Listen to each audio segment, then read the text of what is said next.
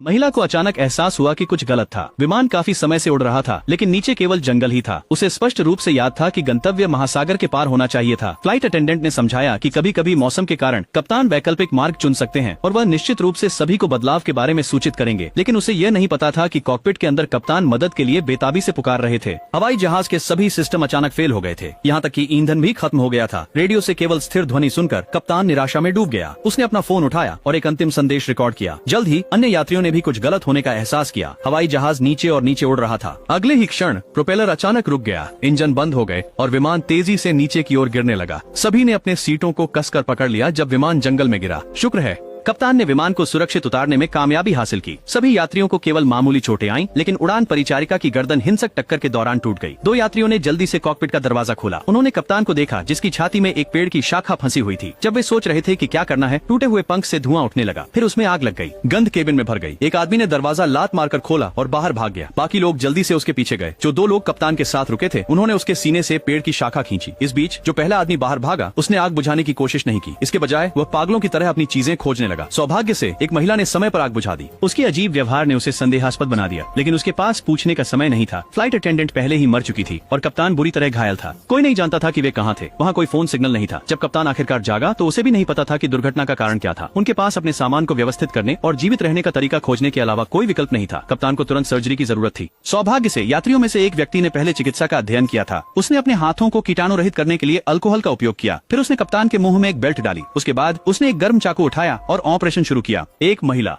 जो देखने में असमर्थ थी, केबिन के अंदर छिप गई। अचानक उसने देखा कि एक छाया सी गुजर रही थी। सर्जरी सफल रही। सभी ने राहत की सांस ली। एक लंबे और थकाऊ दिन के बाद वे सब सो गए, लेकिन उन्हें नहीं पता था कि कोई कप्तान के पास गया और उसे दम घोंटकर मार डाला। अगली सुबह सभी ने सोचा कि कप्तान की मौत संक्रमण से हुई थी। जल्द ही 9वां दिन आ गया। सेना ने अंततः विमान का मलबा ढूंढ लिया। अजीब बात है कि सभी यात्री मृत थे, लेकिन जब उन्होंने सामान की जांच की तो उन्हें 10 पासपोर्ट मिले, जबकि पास में केवल 9 शव थे। क्या आप जानते हैं कि कौन सी डरावनी बात हुई?